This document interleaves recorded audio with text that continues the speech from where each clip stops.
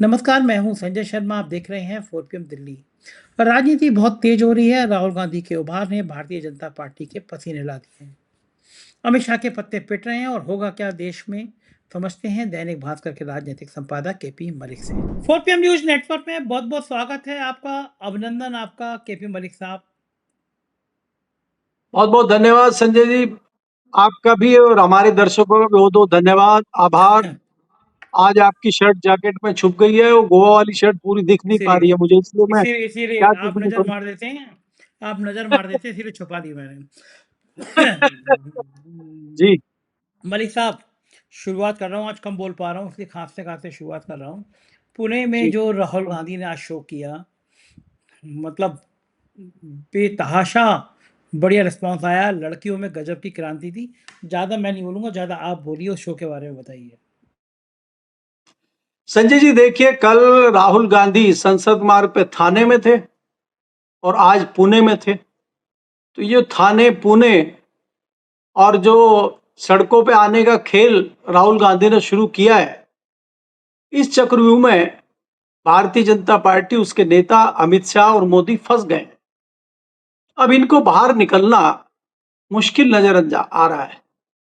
अभी देखिए, भारतीय जनता पार्टी की लगातार जो चीजें चल रही हैं, लगातार जो नीतियां हैं, उन पे सवाल उठने शुरू हो गए हैं।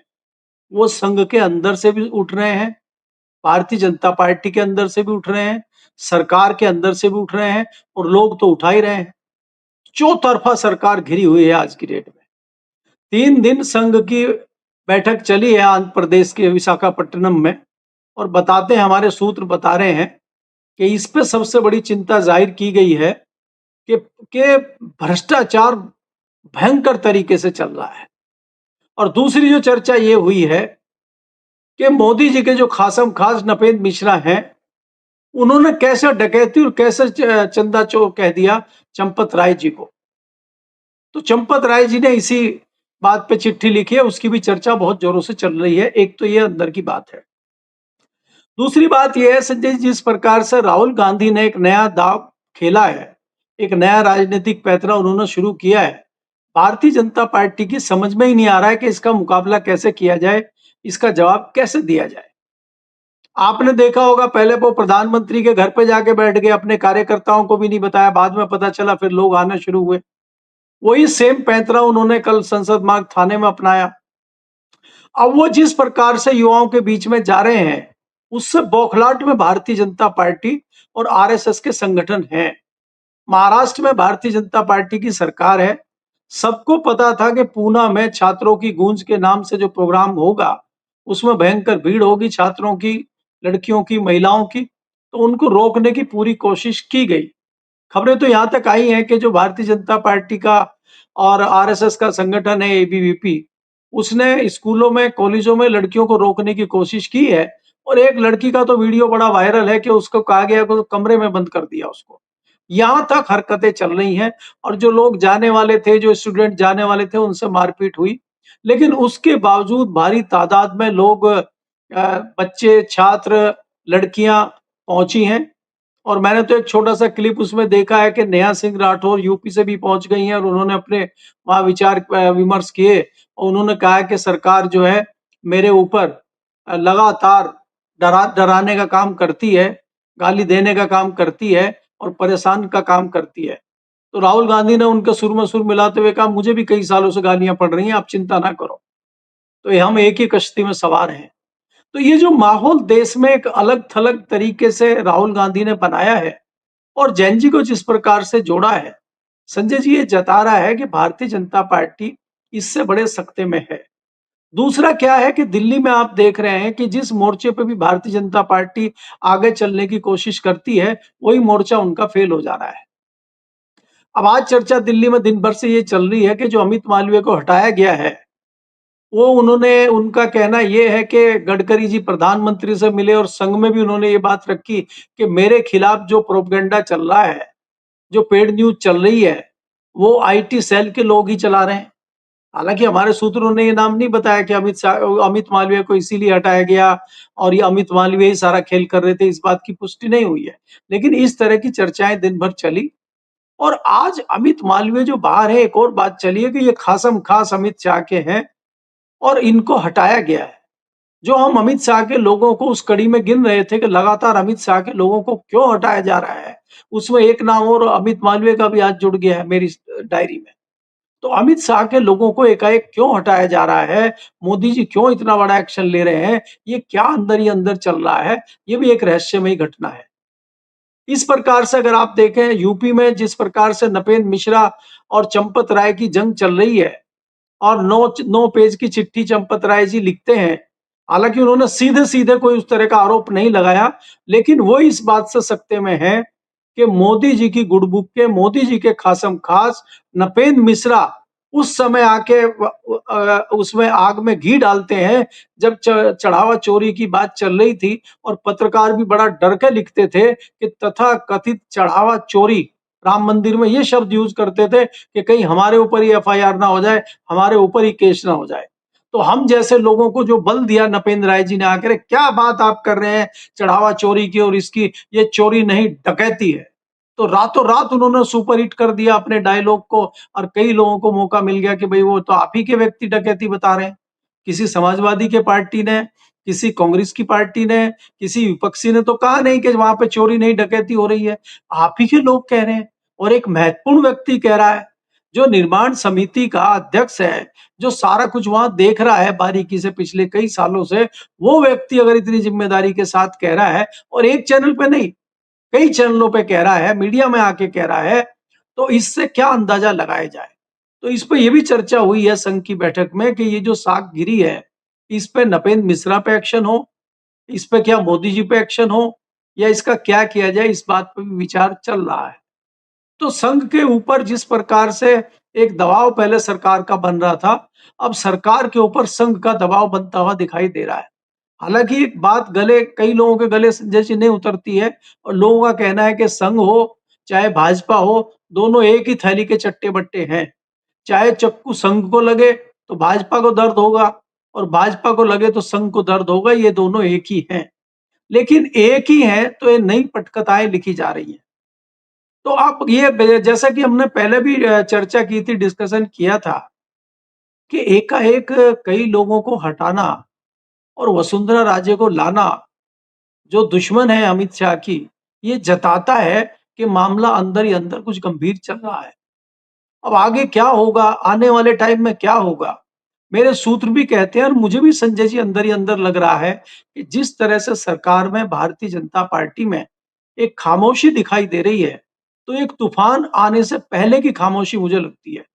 मुझे लगता है हफ्ते में हो, 10 दिन में हो, कभी भी हो, 2 दिन में हो, कल सुबह हो जाए, कुछ बड़ा फेरबदल होने वाला है। और वो बड़ा फेरबदल संगठन में होगा, सरकार में होगा या कोई नया कोई घोषणा प्रधानमंत्री मोदी जी करेंगे या कोई नया जादू करेंगे, कुछ भी हो सकता है।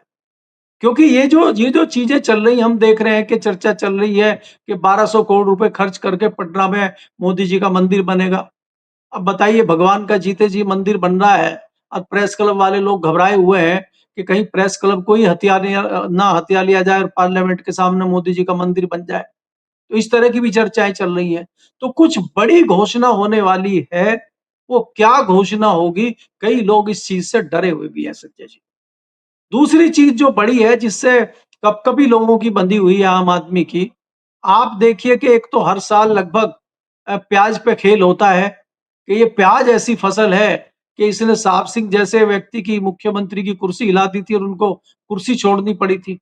ये प्याज किसान का 5 रुपए किलो में नहीं बिकता, किसान बर्बाद हो जाता है, वो सड़कों पे फेंक देता है टमाटर को, प्याज को और यहाँ पे ये होता है कि स्टोर करके इसको एकाएक 10 गुने 5 गुने रेट पे बेचा जाता है।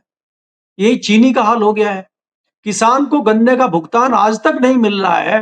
कई किसान आज तक तड़प रहे हैं अपने भुगतान के लिए और ये जो पूंजीपति हैं, चीनी मिलों के मालिक हैं, ये 3 गुना 4 गुना मुनाफा कमा रहे हैं।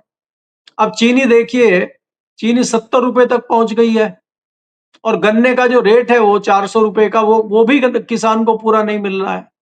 उसके लिए भी उसको कोर्ट की लड़ाई लड़नी पड़ रही है। तो ये जो चीनी का त्राहिमाम हुआ है, जो चाय पर चर्चा वाले प्रधानमंत्री थे हमारे, और चाय में क्या डलता है संजय जी? चाय में दूध डलता है, वो 2 गुना हो गया। चाय में चाय की पत्ती डलती है वो दोगुनी हो गई, चाय में चीनी डलती है उसके रेट दोगुने हो गए। भाई चाय पे चर्चा कैसे चलेगी फिर संजय जी? जब चाय वाले ही चाय की कीमत नहीं समझ रहे हैं तो जनता क्या समझेगी? तो क्या जनता की कुछ भगताई कम हो रही है क्या? ये भी एक बड़ा सवाल चर्चा में है। जी। मलिक साहब, एक सोशल मीडिया पे एक अंधभक्त का बयान वायरल हो रहा है। वो कह रहा है कि ये जो चीनी के रेट बढ़े हैं, ये मुसलमानों को ठीक करने के लिए बढ़ाए हैं। मोदी जी ने बड़ा ज़बरदस्त प्लान है। मुसलमान चाय ज़्यादा पीते हैं, और मुसलमान चाय ज़्यादा पीते हैं तो चीनी के रेट बढ़ जाएंगे। तो मेरी टीम कह रही है कि आप तो मुसलमान हो नहीं, चाय तो आप भी बहुत ज़्यादा पीते हो। तो मैंने कहा भाई मैं तो शुगर फ्री पीता हूँ। बोले उससे चीनी के रेट नहीं बढ़ेंगे, जाके फ़र्क नहीं पड़ेगा शुगर फ्री पे। लेकिन लोगों के तर्क देखिए, चीनी के रेट मुसलमानों को ठीक करने के लिए बढ़ रहे हैं। ऐसा है क्या वाक़ई में? नहीं, मुसलमानों को ठीक करने के लिए नहीं, हम इस तरह के शब्द का प्रयोग तो नहीं करेंगे। लेकिन हम ये कहेंगे कि अब्दुल को टाइट करने के लिए किया, अब्दुल टाइट रहे, अब्दुल को टाइट करने के लिए हर चीज़ की है। हमने तो संजय जी आज फिर जो है 22,500 रुपए गाड़ी के दिए हैं। गाड़ी में कुछ खराबी आ गई थी और नीचे गार्ड-वार्ड सब इकट्ठे हो गए थे जब गाड़ी आई तो बाबूजी क्या हुआ? हमने कहा भैया ये वो मुसलमान है जो लड़का गाड़ी देने आया था, उसका नाम अरीब खान है। मैं कहा ये अरीब खान है, अब्दुल है, ये टाइट चल रहे हैं आजकल। पिछले 1 महीने में हमसे 55,000 रुपए ले चुके हैं, ये टाइट हैं। हम एथनॉल का पेट्रोल डलवा रहे हैं, गाड़ी इनको दे रहे हैं। डेढ़ 7,000 की सर्विस करते थे, पिछली बार इन्होंने 28,000 रुपए लिए थे, आज 22,500 आपके सामने गिन के इनको दे रहे हैं और ये कह रहे हैं 100 रुपए इनाम के और दो ऊपर से। आप ये देखिए कि अब्दुल तो टाइट है संजय जी और चीनी भी वही खा रहा है, फ्री का राशन भी वही खा रहा है। तो ये जो आयकर दाता हैं, ये जो छोटे व्यापारी हैं, दुकानदार हैं, नौकरी पेशा वाले लोग हैं, इनका क्या होगा फिर? ये टाइट नहीं है? तो ये जो भगताई है लोगों की संजय जी अब ये निकल चुकी है। भारतीय जनता पार्टी के खिलाफ तमाम वर्ग हो चुके हैं। इस सरकार की नीतियों का भट्टा बैठ चुका है। उसकी चर्चाएं चल रही हैं। अब ये कुछ भी कहते रहें तो दो जो 4% अंधभक्त बचे हुए हैं, वो कुछ भी कहते रहें। अब इस बात का कोई धिल्ला उठने वाला नहीं है संजय जी। जनता की समझ में आ गया है, नींद जनता की खुल चुकी है। अब कब बदलाव होगा, क्या होगा वो तो मुझे नहीं पता है, लेकिन लोगों को समझ में आ गया है क्योंकि एक तरफा नहीं मैं कह रहा हूँ चौतरफा। अब आप देखिए ईरान का और अमेरिका का युद्ध चल रहा था, पता नहीं अभी युद्ध चल रहा है कि बंद है क्या है? तेल के रेट हमारे यहाँ तनातन खड़े हुए हैं, 100 रुपए के ऊपर पेट्रोल बिक रहा है। चाहे आप जो है 60 रुपए डॉलर पर बैरल कर दीजिए, चाहे 170 पर बैरल कर दीजिए, हमें तो वही 100 रुपए का रेट एथनॉल वाला मिलना है। और लोगों को पता ही नहीं है कि प्योर वाला लोगे तो 170 रुपए लीटर है। जब हम बताते हैं भैया प्योर वाला तो 170 है, बोला है कहाँ है? क्यों झूठ बोल रहे हो? आप लोग मोदी जी के खिलाफ हो, 100 रुपए है। मैं कहा भाई 100 रुपए वो एथनॉल वाला है, वो डालते ही तो गाड़ी खराब हो रही है। गाड़ी बचानी है तो 170 का बचाओ। मैं रामदेव बाबा तो 35 रुपए का तेल बता रहे थे हो जाएगा और गडकरी जी कह रहे थे 15 रुपए का हो जाएगा। ये तो सब भाग गए, 100 रुपए से नीचे एथनॉल वाला नहीं आ रहा और एथनॉल बनाने के बावजूद किसान को पैसा नहीं मिल रहा। लेकिन अंधभक्तों की आंखें अभी भी नहीं खुल रही है क्योंकि उन्होंने तो घोषणा की हुई है कि चाहे 500 रुपए पेट्रोल हो जाए। तो अभी तो उनकी गुंजाइश बची हुई है, अभी तो 100-150 ही क्रॉस हुआ है। अभी 500 तक का इंतजार वो करेंगे, तब शायद हो सकता है कुछ वो बदलाव उनमें आए। जी। लेकिन मज़े मज़े की बात तो ये है कि अब्दुल तो चीनी कम खाता है, पंडित जी लोग ज़्यादा खाते हैं। पंडितों का खाना तो बिना मिठाई के ख़त्म नहीं होता है। तो दूसरी तरफ केपी मलिक साहब, सास भी कभी बहू थी की स्टार स्मृति ईरानी को अचानक वापस लाने का खेल क्या है? और मैं देख रहा था आज तक चैनल लगभग 1 से डेढ़ घंटे तक आज सिर्फ स्मृति ईरानी को दिखाता रहा। यानी कि टीवी चैनलों से भी कहा गया है, गोदी मीडिया के एंकर नहीं होते, कहा गया है कि अब डांस करना है तो स्मृति ईरानी के सामने करना है। मीडिया के प्रति स्मृति ईरानी का भाव तो अमेठी में था। भास्कर के रिपोर्टर से कहा था कौन है तुम्हारा मालिक, अभी निकलवा दूंगी। अमेठी के लोगों ने उन्हीं को निकलवा दिया। लोग राहुल गांधी के एक बड़े प्रभु चावला साहब हैं, वो कमेंट कर रहे थे स्मृति ईरानी को, बड़ी तारीफ पुर मान रहे थे कि राहुल गांधी को हरा दिया। बताओ, प्रभु चावला जैसा आदमी सरकार की कैसे कैसे चमचागिरी करता है। एक बार क्या हुआ मलिक साहब, नवनीत सहगल साहब बड़ी ताकत में थे, सूचना विभाग के प्रमुख सचिव थे। तो मैं उनसे मिलने गया, तो मैंने देखा कमरे में, तब मैं प्रभु चावला को बड़ा जल जला था। यूपी में सरकार अखिलेश यादव की थी। तो नवनीत सहगल के कमरे में प्रभु चावला बैठे हुए थे।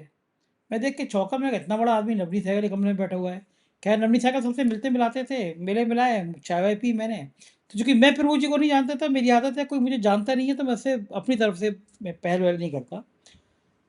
तो मैं बैठा था और करीब 20 मिनट बैठा, प्रभु चावला तब भी बैठा और नवनीत सहगल उनकी तरफ मुँह भी ना टेढ़ा करके देखे भी नहीं प्रभु चावला की तरफ। मैं बड़ा हैरान कि मैं इतना बड़ा पत्रकार, नवनीत सहगल लिफ्ट ही नहीं दे रहे हैं। फिर मैं उठ के बाहर आ गया, लेकिन मैं अपने रिपोर्टर को बाहर खड़ा कराया। मैं कहा, "ज़रा देखना ये प्रभु चावला कितनी देर बैठते हैं।" और बीच में कई सारे मैं कहा देखना कौन-कौन आता है, मेरे पत्रकार आते रहे, प्रभु चावला 3 घंटे तक बैठे रहे नवनीत सहगल के कमरे में। अब मैं बड़ा परेशान कि प्रभु चावला जैसा इंसान नवनीत सहगल के कमरे में 3 घंटे तक कर क्या रहा है। बाद में पता चला कि एक कॉफ़ी टेबल छपनी थी, किसी ग्रुप की। प्रभु चावला जी ब्रांडिंग करने आए थे, पैरवी करने आए थे या उन्हीं की अपनी थी। 3 करोड़ रुपए का काम सूचना विभाग उत्तर प्रदेश ने उनको दे दिया। लेकिन नवनीत सहगल ने भी पद पर कदर न जानते थे, 3 घंटे प्रभु चावला को बिठा के रखा। सूचना विभाग इन मामलों में बड़ा उदार है। जैसे आजकल आप देखते होंगे एक गंजे से हैं भाई साहब शांतनु जी, टीवी चैनलों पर राजनीतिक विश्लेषक के रूप में बिठाया जाता है कि भाड़ की तरह काम करते हैं वो। योगी आदित्यनाथ जी की उन्होंने बैंड बजवा दी। एक पिक्चर लिख डाली योगी आदित्यनाथ के ऊपर अजय। और कहा अरे साहब इतना जलवा है योगी आदित्यनाथ का कि वो पिक्चर बॉक्स ऑफिस से रिकॉर्ड तोड़ देगी। शांतनु को अपनी किताबें बेचनी थी सूचना विभाग में, बाकी विभागों में। वही करता है, इसी तरह की दलाली करता है। शांतनु की किताबें बिक गई और अजय पिक्चर और अजय पिक्चर पूरी जोर लगाने के बाद सुपर फ्लॉप हो गई। तो वो प्रभु चावला स्मृति ईरानी की तारीफ कर रहे राहुल गांधी को हराया। देखिए प्रभु चावला की स्मरण शक्ति इतनी कमजोर हो गई, वो ये नहीं लिख पाए कि किशोरी राज शर्मा कौन है राहुल गांधी के, जिन्होंने स्मृति ईरानी को हरा दिया। ये गोदी मीडिया कब सुधरेगा? 1.5 घंटे तक स्मृति ईरानी को दिखाया जा रहा है गोदी मीडिया पे। कहानी क्या है? क्यों स्मृति ईरानी प्लांट की जा रही है? संजय जी, आपके सवाल में ही आपका जवाब छुपा हुआ है। जब आप कॉफी टेबल के लिए 3 करोड़ रुपए ले लेंगे, तो आपकी औकात है आप उनके खिलाफ छाप दें और उनके खिलाफ बोल दें। 2 घटनाएं बताता हूं संजय जी। आपने खुद जिक्र किया है कि दैनिक भास्कर के पत्रकार से जो बदतमीजी स्मृति ईरानी ने की थी उस टाइम मंत्री रहते हुए, वो हमारा ही रिपोर्टर था और हमारे सामने ही उसका केस आया और मालिक ने कहा कि भाई हमें सरकार से पंगा नहीं लेना है, इसको हटा दीजिए। मैंने कहा अगर आप इसको हटाएंगे इसका मोरल डाउन होगा, संस्थान का मोरल डाउन होगा और हम सब लोगों का मोरल डाउन होगा। ये कतई नहीं हटेगा, ये वहीं रहेगा। हमने उसको हटने नहीं दिया था संजय जी, हालांकि उसको बेचारे को 15 दिन, 20 दिन, महीना दिन उसको बिठा कर रखा गया था। बहुत सारी चीजें हुई थी। एक तो ये चीज है। दूसरी बात यह है कि नवनीत सहगल से मैं इस दौरान 2 बार मिला था। जब अखिलेश की सरकार चली गई, बाबा नए-नए मंत्री बने थे और कोने में एक छोटे से कमरे में नवनीत सहगल लखनऊ में बैठते थे, तब मैं स्पेशल तौर पे इनके पास चाय पीने गया था। क्योंकि बुरे वक्त में मेरी आदत है, मैं लोगों से मिलता हूँ।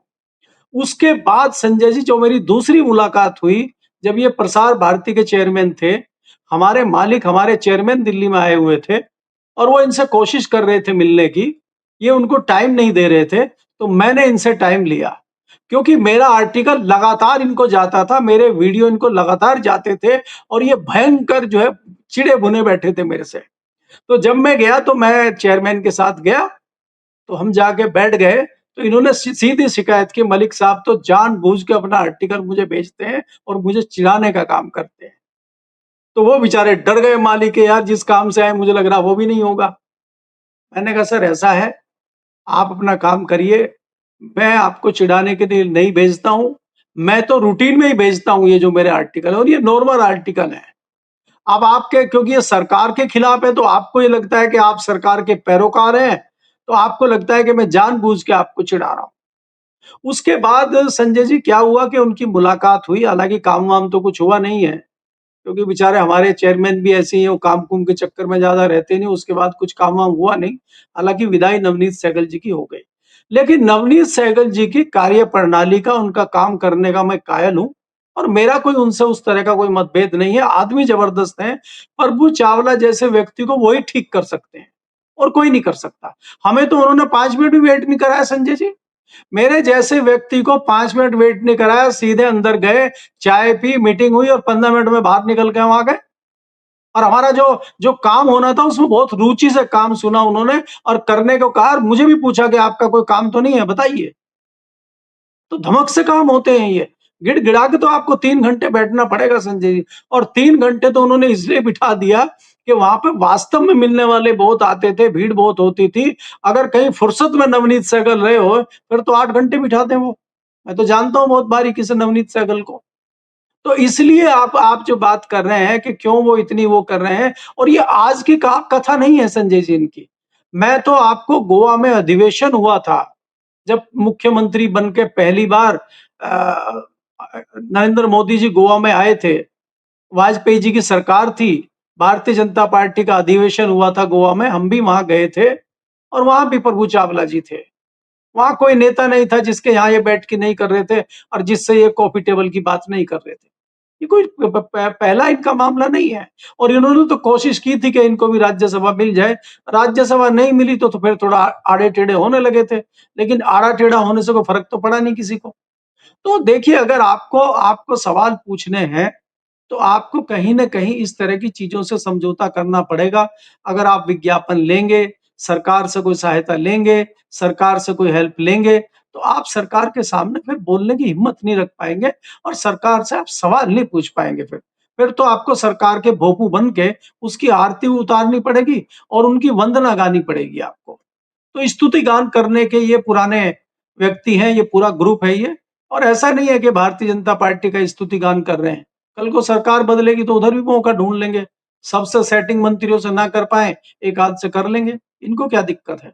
ऐसे कोई एक पत्रकार थोड़ी है। लंबी फेहरिस्त है इस पत्रकारों की। मेरा खैर, हम किसी का मेरा नाम सवाल लेके इस तरह की बात ना करें। नहीं, मेरा मेरा सवाल ये था कि स्मृति ईरानी को इतना ज़्यादा प्रस्तुत क्यों किया जा रहा है? जी, टीवी चैनलों में जी 2-2 घंटे संजय जी, दिखाने का आदेश क्यों है?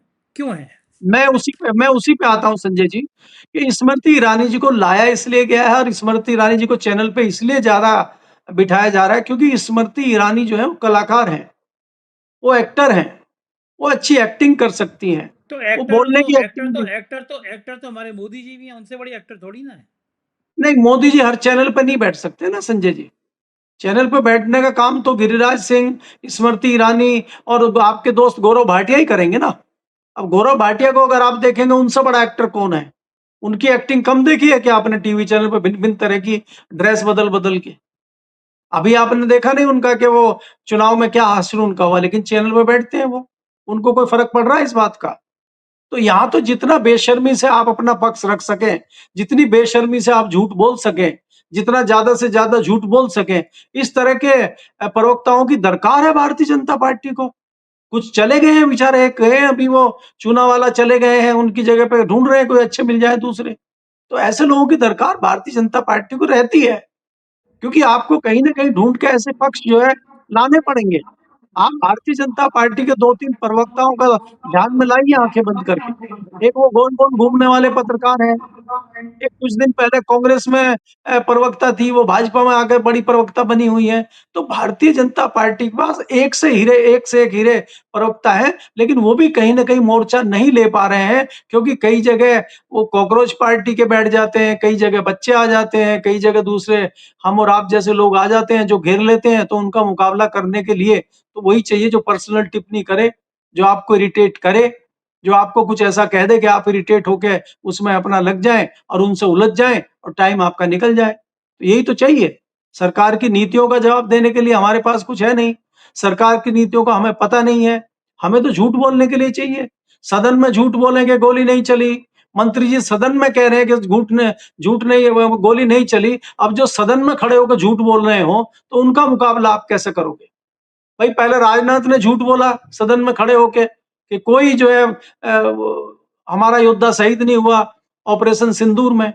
अभी जंतर मंतर पे गोली नहीं चली, ये डॉक्टर जितेंद्र सिंह ने कहा कि कोई गोली नहीं चली। एजेंसी कह रही है कि गोली चली है, डॉक्टर कह रहे हैं गोली चली है, अस्पताल रिपोर्ट दे रहा है कि गोली चली है, राहुल गांधी आदमी खड़ा कर दे रहे हैं कि देखिए इसके छर्रे लगे हुए हैं, लेकिन ये कह रहे हैं गोली चली नहीं। अब किसको फिर माना जाए? तो इसलिए वहां ऐसे लोगों की जरूरत है। इसीलिए स्मृति ईरानी जी को लाया गया है। काफी आराम भी उन्होंने कर लिया है, उनमें एनर्जी भी है। तो ये सारी चीजें सोच के उनको लाया गया, मोर्चे पे लगाया गया है। तो काफी एनर्जी के साथ जो है वो युद्ध लड़ रही है और अभी काफी दिन लड़ सकती है, इसलिए उनको लाया गया। जी। बिल्कुल ठीक बात है। राजनीति पे निगाह बनी रहेगी। बहुत बहुत शुक्रिया मलिक साहब, आपने समय दिया, बातचीत की। Thank you. ये थे केपी मलिक जी। पूरी बातचीत आपने सुनी, आप समझ गए होंगे कि राजनीति कहाँ चल रही है, कैसे चल रही है। राहुल गांधी जिस तेवर के साथ मैदान में हैं, उसने पूरी बीजेपी को बैकफुट पर ला दिया है। खेल क्या होगा देखते रहिए। तेल देखिए, तेल की धार देखिए और 4 PM देखते रहिए।